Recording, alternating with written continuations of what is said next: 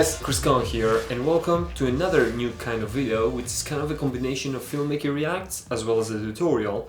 And today we're gonna take a look at the Tokyo Ghoul short concept cinematic, where I had the Tokyo Ghoul eyes effects, and we're gonna kind of like go in, take a look through the clip, and have a cool breakdown of how someone can shoot it by themselves, because the entire shot was made in a day and it was shot by me using the camera and a tripod and some cool techniques. So I think this way you guys are gonna get a one-on-one kind of like breakdown of how something like this can be done, so you guys can go out there and do it yourself as well and get a cool experience, especially nowadays that we have to work a lot from home. So I will have the link in the description if you guys want to check it out in case you haven't seen the short concept. Of course, the tutorial about the eyes effects is already on the channel. You guys love it, so it's awesome. So I think this is a really cool thing to kind of go through so you guys can get a cool insight into how it was actually made. Now, before we get started, guys, a massive thank you to Skillshare for making this video tutorial possible for you guys.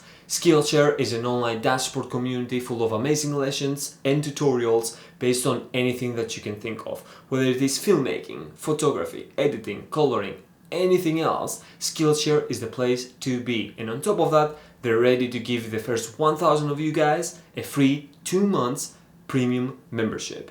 I will have the link in the description, guys. On a personal level, I used Skillshare in the past to get my information and kind of knowledge up to par when it comes to another software, whether it was DaVinci Resolve, because I had a client that predominantly used DaVinci Resolve and they asked if I can come up and help, given that I can use the program. So Skillshare was a place to be for me. It had a very great guide, a lot of lessons to kind of get my up to speed when it came to the program. So again, guys, do not miss out. This is a great opportunity. It's 2 months premium for free. Check it out in the links in the description, guys. And with that said, let's fire up YouTube and check the Tokyo Ghoul short concept cinematic and take it from there, have a cool breakdown and learn something. So I'll fire up YouTube, I already have it. So let's play along and see how this thing can be made by a single person. Now, with the basics out of the way, you are gonna need a tripod and you are gonna need, of course, a camera. If you have a light, that would be awesome as well. So let's jump right into it because it drops really quick.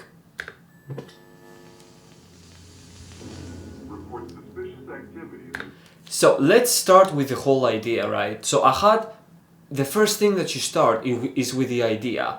Now, when it comes to independent filmmaking things, it's really good to go a bit outside the box and say, what do I have to work with? What fits with what I have to work with? And what can I make as a coherent, very short kind of clip to kind of get an idea out there? It doesn't have to be a feature film or like a short film, 10 minutes. Even 1-2 minutes is going to give you a ton of knowledge and experience and share your work. So here I had to work with a cool bedroom with some cool neon kind of colors. We had the pink lamp, as you guys can see here, and we have the kind of like teal blue light, as well as a cool screen, which you guys have seen in the Filmmaker Reacts episode. Now, because I had to work with those two things, I had the idea of giving exposition to the viewer through using the screen. Instead of having paragraphs or like narration, it's always nice to find a way to give the audience information through the use of what's in front of the lens and what's happening in the story. So what I did is I wanted things to be practical. I didn't want to have to do visual effects when it came to the screen because that was silly, and I really wanted to use the natural light from the screen as part of the scene. So what I did is I went to find some kind of like stock footage, let's say, of news media, of an epidemic, and it was not that hard at the time, and as well as cut in a separate clip of noise and distortion as if the signal goes bad. So what I did is I composed those things in, and we have the framing. Now, in terms of the framing, I put the camera on a tripod and I wanted to be on the same level on the bed. What I really wanted to do, but was not able, was to have a ceiling overhead shot of the character and the screen in a very symmetric way, but I didn't have the tools to use it. So this was my second choice, and it worked really well because it just puts you on the same level as the character, as if we're looking at him from the end of the room and we see what goes on.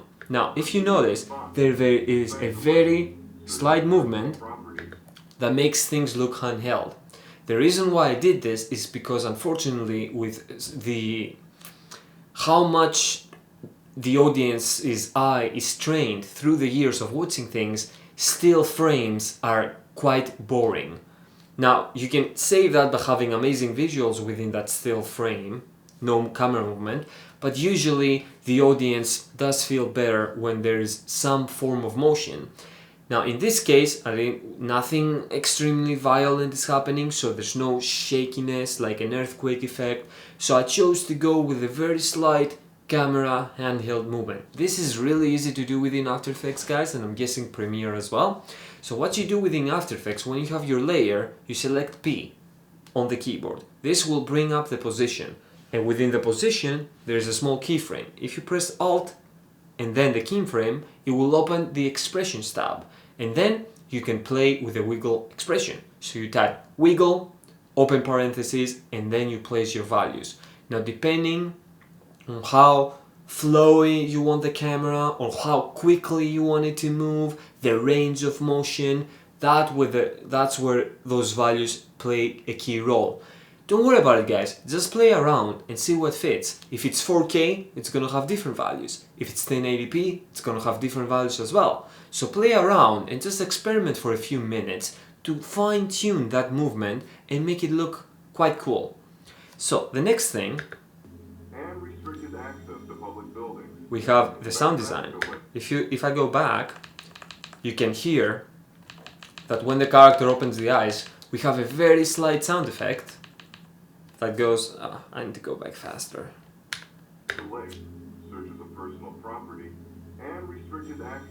There. So the character opens the eyes, it's very kind of like numb. And the thing about it is, I wanted to use the natural light of the room. So the room is illuminated by just the lamp and the screen and the blue hue.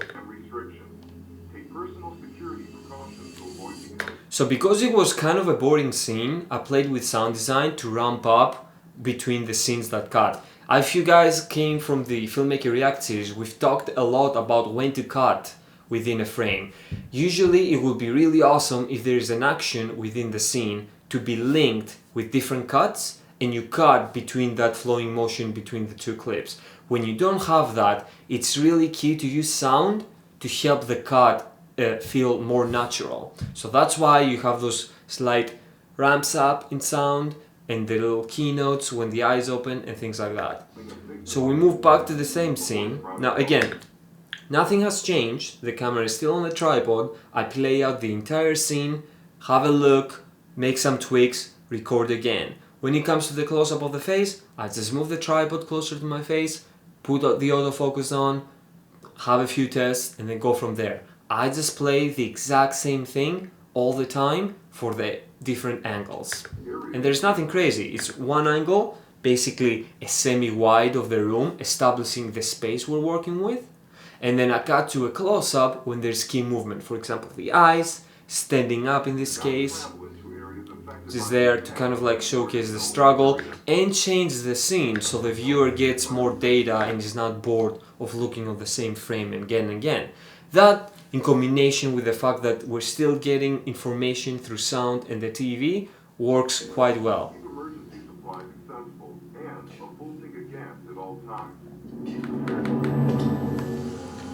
This was a really cool thing over here. So what I did is I took those two clips of the news media as well as the glitchiness of the channel. I put them in After Effects or Premiere and joined them together. And then I had a file that I could play on playback again and again until I get it right. I didn't have to worry about putting in post, not having the colors match and things like that. So now, when the glitch happens, which is timed by the way, because I know when it's gonna happen, it happens, we have the cool flash, and then we have the natural light from the glitches of the screen illuminating the character, and I don't have to worry about keying anything out or anything like this. So those are some cool things to keep in mind. And see how the light actually interacts with everything? Again, sound design is key. We cut again.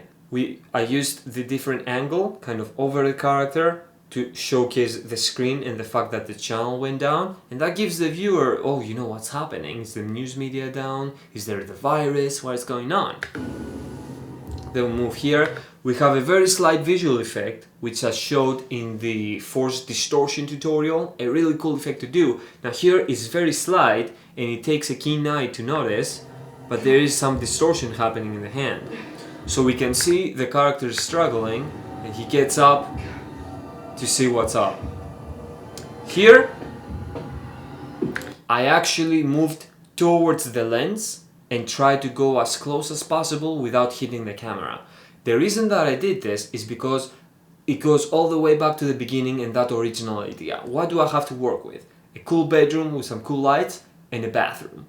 How am I going to link the two shots?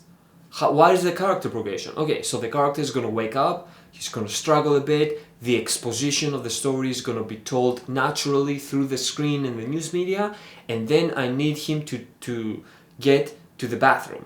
How am I going to link the two things since I'm by myself and I don't really want to just have another tripod shot showcasing the character moving to the bathroom, because that is just boring. You can have time jumps and don't care because the audience is very smart and they're going to link the two different places together.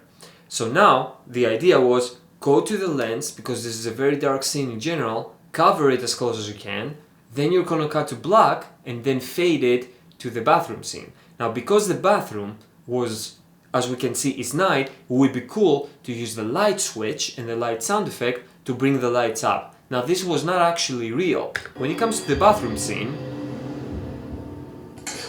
there, it's actually always on, and I've used a softbox, the same one that I'm using right now, in an angle, as you guys can see, as well as the same LED that you can see illuminating me to put some detail on the back of the bathroom.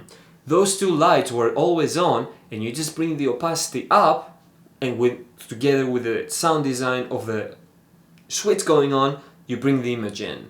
Now, while the bathroom scenes are always very cinematic, as we saw with the Cyberpunk Filmmaker Reacts analysis as well, because it's a very cool way to have the character reflect on an image of themselves. It makes things really cinematic. But I wanted to go a step further, and I actually took a spray bottle, filled it with just water, and I sprayed a bit of water on the bathroom mirror, and then I had the camera focus on the drops, so we can actually see what the character is. You know, the character is not in focus until he wipes off the mirror. I thought that was gonna be a really cool scene. Now the other thing that I did, you see this flickering? The flickering is done in post as well. I really like when it's like kind of more of a horror genre when it comes to bathrooms. I've actually done this in another clip in the past as well, is to have it flicker. Now the way you do flickering is actually the exact same way, yet you did the position wiggle of the frame to give it a handheld move. What you do is you go to effects, you select exposure, and you drop it into an adjustment layer. Then you go to the exposure tab and you hit Alt and the time key to select it and open the expression, and then you type again, wiggle, open parenthesis, you put your values, and again, depending on those values, it's gonna go a higher flicker rate, a lower flickering rate, as well as how much the light is gonna flicker. Play around again to find what fits. There's not one value fits all. I always spend a few minutes just to test a few things and see how they go. So now the character is gonna wipe out, and I was actually really lucky. So I did the exact same techniques here, guys.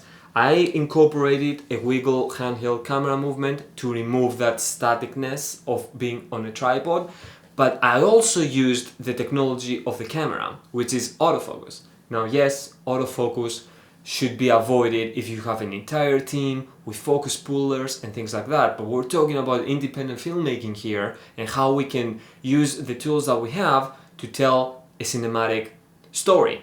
So here what I did, by having the droplets in the mirror, my face shape was distorted. So the camera was not trying to pick up the face when it was in face detection mode.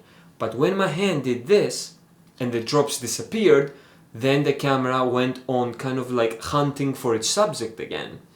So then what it latched on was the face. So that was a really cool kind of way to transition with autofocus, even though no one was actually controlling the camera.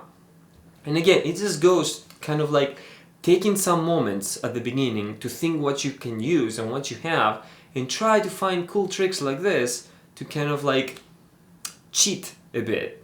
So the character now has, and again, we have two lights, one softbox. I did not use the actual lights of the bathroom because they're like classic bathroom lights which don't look very cinematic. And I used the same LED panel to illuminate, and now we have a contrast of light, as we talked in the filmmaker analysis, and now we have a contrast of color as well, because we have the very cool white coming from the back and the side of the character, we have the very cold blue teal light coming from this side, and we have the character and the framing and the mirror. And then in terms of contrast, we have this side, have very cool light, this being dark and contrasty, and then the small light that is cold coming from the side. All of those things combined create this cinematic scene that you see.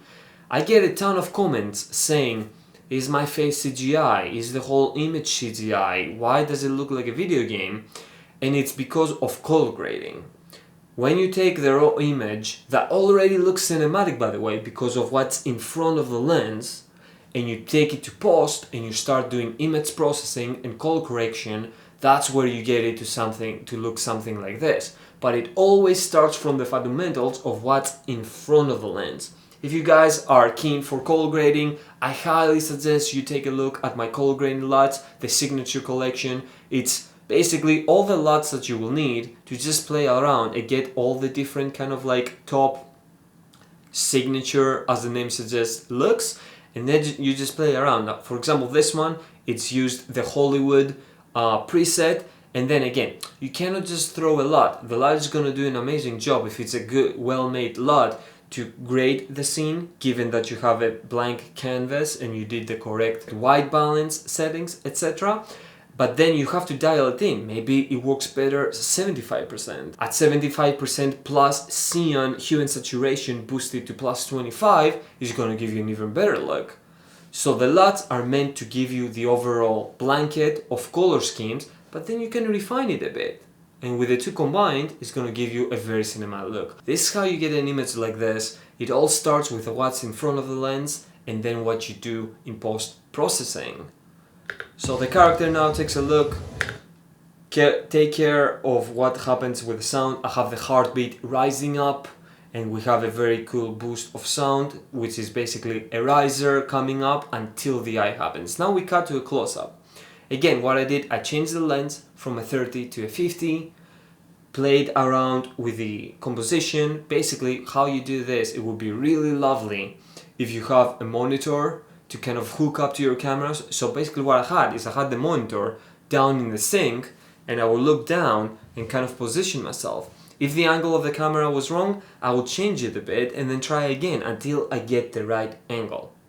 That's how you do this. So it is going to be a bit tricky. You are going to spend a bit of time, but it is possible. When you marry all of those things, what you did with the character, what you did with the light setup, what you did with the image processing, what you did with the sound design and color, and all of those things all come together in one cohesive medium that the viewer just enjoys and is into, and they just basically go for it and want to see what's happened. So now we arrive to the height of the scene, which is the transition of the eye. Go here, here's the effect, you can see. Sound also up. Again, there is a full-fledged tutorial on how to do the eye effect, so I'm not going to focus on that as well. Again, it kind of goes back to the principles: have a good composition, have the correct settings, so there is eye details there. Even though I have dark eyes, I made sure that with the camera settings there was enough detail, so then in post-production I can play a lot with the colors. And then after it's done, we cut to flash, a quick flash, and the character is having kind of like a psychic scene, and that's where I chose to bring in the actual theme and opening a very famous song from the anime, because since this is based in the anime, it pays homage to that. So that now that we arrived in the end and kind of like it's all burst up, now the music cues in and the very short teaser kind of live cinematic action is over, as you guys can see. Now we have again the same cool effect with the force distortion. I'll have the link in the tutorial below if you guys are interested. Kind of like the character goes from like decisive and kind of like this is real, I need to do something about it, and I just left and it just cuts to some other cool stills that I was practicing with when I was coming up with the effect, and the music builds up.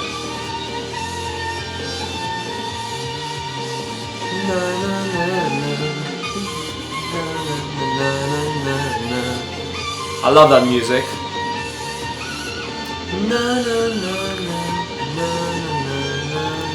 Such beautiful music, man. So that is it, guys. That was the breakdown. Basically, your ideas, a tripod and a camera is your principles to get something like this done.